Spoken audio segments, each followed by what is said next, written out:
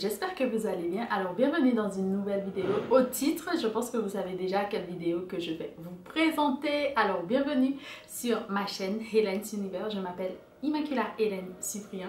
Je vous présente ici de la littérature afro et caribéenne et surtout de la littérature haïtienne. Bienvenue dans une nouvelle vidéo. Aujourd'hui, je vous présente un book haul. Sans plus tarder, je vais commencer. Je vais éventuellement vous lire les quatrièmes de couverture. Et puis, voilà. Premier ouvrage que j'ai eu la chance d'acheter d'occasion, c'est de Calix Beyala. C'est Le Soleil qui m'a brûlé. Donc, un roman aux éditions J'ai lu, qui est assez ancien.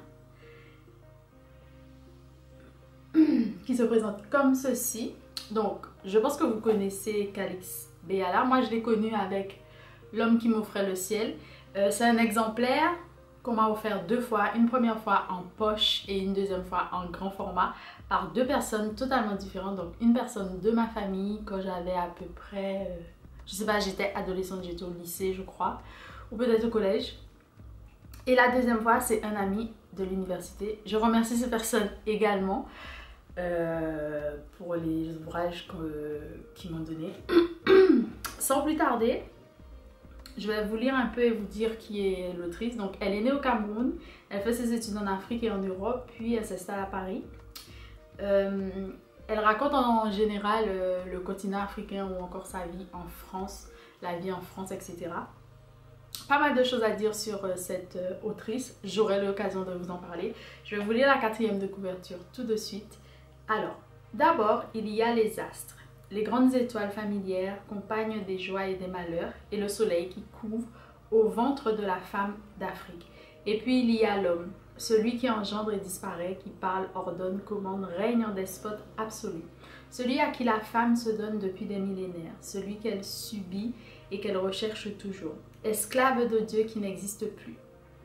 À travers le personnage d'Ateba qui, à 18 ans, n'a jamais connu son père, qui a vu enfant sa mère se prostituer. C'est un cri de révolte, un appel à la liberté, une voix qui dit enfin les silences des femmes d'Afrique, qui dénonce les tabous, les coutumes éternelles, renoncement, avec l'espoir qu'un jour les femmes danseront pour qu'elles-mêmes au rendez-vous des étoiles. C'est un ouvrage qui me donne vraiment envie, j'ai été ravie de l'acheter. Je remercie ma soeur parce qu'elle était avec moi et elle m'a proposé d'aller voir ça. Et on a trouvé deux ouvrages, le deuxième que je vais vous présenter tout de suite. N'hésitez pas à me dire si vous avez si vous avez déjà lu cet ouvrage-ci ou si vous avez déjà lu un ouvrage de Calix Beyala. Le deuxième ouvrage que je souhaite vous présenter, c'est un auteur que j'aime beaucoup, même si je n'ai lu qu'un ouvrage de cet auteur.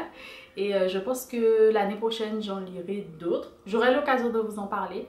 Restez connectés pour ça. Et si vous n'êtes pas encore abonné à la chaîne, c'est le moment. Je patiente. Allez-y. Alors, c'est Sociologie d'une révolution de Frantz Fanon. Et je suis hyper contente parce que là, j'ai une édition de base, on va dire, c'est chez Maspero, son éditeur, donc la PCM, la petite collection Maspero. On va dire c'est peut-être une version poche des éditions Maspero. J'aurai l'occasion aussi de vous en parler. Il n'y a pas de quatrième de couverture, comme vous pouvez le voir. C'est très dense aussi. C'est un super vieil ouvrage et je tombe sur le mariage et le divorce. Je ne sais pas quoi penser. Et après sur la société féminine. Voilà, à voir. Je peux vous lire ce qui pourrait ressembler à une quatrième de couverture, mais qui est en fait sur la première de couverture. L'an 5 de la révolution algérienne, ce classique de la décolonisation décrit pour la première fois de l'intérieur les profondes mutations que connaît toute une société en lutte pour sa liberté. Dans le même temps où l'homme colonisé s'arc-boute et rejette l'oppression, il se produit en lui un bouleversement radical qui rend impossible et scandaleuse toute tentative de maintenir le régime colonial. Ça va me prendre peut-être du temps, mais je vais arriver à lire tous les fanons. Mon prochain est Le damné de la terre. N'hésitez pas à me dire si vous l'avez déjà lu, si vous pensez le lire. Je vous expliquerai tout ça éventuellement très bientôt. Donc suivez-moi aussi sur mes autres réseaux sociaux, notamment Instagram. Deuxième ouvrage que j'ai eu la chance de recevoir, donc je remercie encore la maison d'édition, je n'ai pas encore pu me lancer dedans, mais je l'ai feuilleté à plusieurs reprises et j'ai eu des retours. J'essaie de m'éloigner de certains retours pour ne pas avoir de mauvaise surprise. Donc c'est The Black Flamingo de Dean Atta et traduit par Insa Sané aux éditions donc Slalom, qui se présente comme ceci. C'est un ouvrage que j'attendais. Je ne savais pas qu'il allait forcément être traduit tout de suite en français. Mais je l'attendais, je l'avais vu en anglais et c'est l'histoire d'un afro... quelqu'un qui est métis, si on peut dire ça comme ça, qui a plusieurs cultures et j'ai vraiment hâte de le lire. Je vous lis donc la 4e de couverture. Alors qu'il s'interroge sur son identité, Michael écrit dans un carnet dont il livre quelques pages. Dans un récit émouvant, il raconte sa vie, de son enfance à Londres à ses premiers émois amoureux à l'université. Chaque rencontre, chaque expérience est pour lui un pas de plus vers la tolérance et la liberté. Avec force et passion, il crie au monde « Vous seul avez le pouvoir de décider qui vous êtes ». Et il y a un petit extrait qui dit « J'essaie de voler de mes propres ailes. Ce livre est un conte de fées. J'en suis le prince et la princesse. » Donc j'adore, ça parle d'identité, que ce soit sexuelle ou autre. C'est super intéressant de ce que j'ai lu, en tout cas dans la version anglophone. Donc j'ai vraiment hâte. N'hésitez pas à me dire si vous l'avez lu aussi, si vous pensez le lire, qu'est-ce que vous en avez pensé, j'aimerais vraiment savoir. Mais en tout cas, soit je vais le réserver pour l'année prochaine pour le lire dans le cadre du mois où on lit du mois Pride, si on peut dire ça comme ça, ou je le lirai avant. Il a l'air vachement intéressant et puis c'est un format différent parce qu'il y a des messages, il y a pas mal de choses. Prochain ouvrage que je me suis offert, comme je vous l'avais dit, je me suis acheté cet ouvrage parce que ça fait longtemps déjà que j'ai pas lu un Patrick Chamazo. J'avais commencé sur ma liseuse et puis les droits que j'avais avaient expiré. J'aurais pu les reprendre un petit peu plus tard, mais je l'ai acheté. Donc Le vent du Nord dans les fougères glacées de Patrick Chamazo aux éditions Seuil. C'est le roman du dernier conteur qui se présente comme ceci, que j'ai commencé et que j'ai pas terminé, que je vais reprendre bientôt, je l'espère. Alors, je vais vous lire la 4e de couverture. Boulanio Nerele, Easy Claire, était spécial. Il savait des choses sur le profond du conte, sur la parole qui demande majuscule, sur la lutte contre la moralité. Il avait développé une connaissance de tout cela dans le secret de son esprit. Le dernier maître de la parole a gagné les hauteurs de Sainte-Marie, dans le nord de la Martinique. Depuis, il demeure inaccessible et silencieux. Malgré son grand âge, Boulanio n'a initié aucun successeur à son savoir exceptionnel, lequel risque de se perdre à jamais.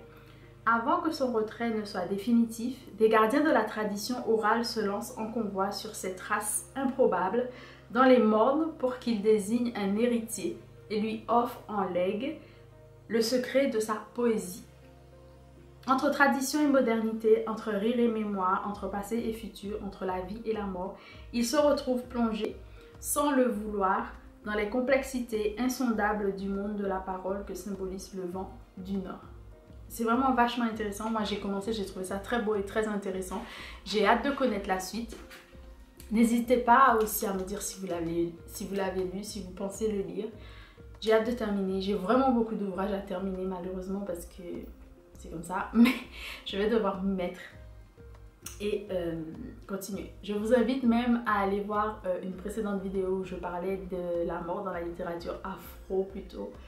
Afro et caribéenne. Donc je vous laisserai la vidéo ici pour aller voir ça. Prochain et dernier ouvrage de cette vidéo, parce que je vais vous expliquer après ce qui va se passer pendant le mois, c'est Dieu est un garçon noir à lunettes de Keyom Poi, je crois qu'on dit comme cela.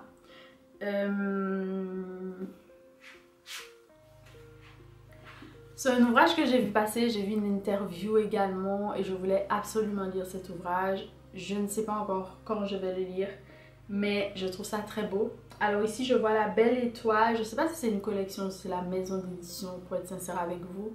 Je vais me renseigner davantage et éventuellement, je reviendrai vers vous où je vous mettrai tout cela sur l'écran. Alors, on est ici en Tanzanie. Ça a été traduit du suédois. Je vous lis directement la 4e de couverture. 1989, Tanzanie. Adi habite à Dar es Salaam avec sa famille dans un appartement de fonction prêté par l'ambassade du Zaïre. Du haut de ses 6 ans, la fillette observe le monde qui l'entoure. Son père, un mathématicien obsédé par les mots, autoritaire et omnipotent. Sa mère au corps recouvert de mystérieuses lignes. Sa grande sœur Dina, la virevoltant. Et Maï, je crois, le bébé perpétuellement malade au regard noir. Mais il y a aussi les frères et sœurs restés au pays, dans une région dévastée par des siècles d'exploitation et de violence. Monsieur Éléphant, le voisin aux mains collantes. Les hommes moisissures qui vivent sur le toit terrasse. Shekila et sa femme qui habitent dans la bouilloire électrique. Et puis il y a Dieu qui surveille Adi et voit tout ce qu'elle aimerait pourtant garder caché comme ce secret poisseux qu'elle porte en elle. Donc, Keyom Poi, l'autrice, nous livre ici une histoire de mythe, de croyance, de malédiction et de guerre, mais aussi de force et de renaissance, un roman intense et lumineux. J'ai vraiment hâte de lire cet ouvrage, et puis j'aime bien la couverture, j'aime bien les codes couleurs, j'aime bien ces couleurs, j'aime vraiment beaucoup ces couleurs. N'hésitez pas à me dire ce que vous en avez pensé, si vous l'avez lu. Moi, lorsque je l'aurai fait, je reviendrai vers vous comme prévu et comme d'habitude. Alors c'est tout pour la vidéo du book haul du mois de novembre. Cependant, je vais quand même acheter d'autres livres parce que si vous ne le savez pas, il y a divers salons, notamment le salon du livre jeunesse afro-caribéen à Clichy, Clichy-la-Garenne dans le 92. Donc je vais m'y rendre ce week-end, notamment parce que je dois faire une petite intervention. Et puis il y a aussi le salon du livre haïtien qui arrive dans le week-end qui va suivre. Donc je crois c'est le 4 et le 5 si je ne me trompe pas. Donc voilà, donc je vais forcément acheter des livres, notamment des livres jeunesse pour la fin du mois. Mais je vous ferai un haul des 2 salons ainsi que des vlogs si tout va bien. Voilà, j'espère que cette vidéo vous aura plu. N'hésitez pas à me dire si vous avez acheté des ouvrages ou pas, notamment des cadeaux, etc. Hâte de savoir ce que vous voulez acheter, ce que vous voulez lire, ce que vous avez lu, etc. N'hésitez pas à nous suivre également le book club, donc perler les pages où on lit les ouvrages de Jacques Sépen Alexis. Je vais bientôt commencer Romancero aux étoiles. Et puis moi je vous dis à très bientôt pour de nouvelles aventures ensemble. N'hésitez pas à vous abonner, à me suivre sur les autres réseaux sociaux et on se dit à très bientôt pour de nouvelles aventures ensemble. Je vous embrasse fort. Bisous.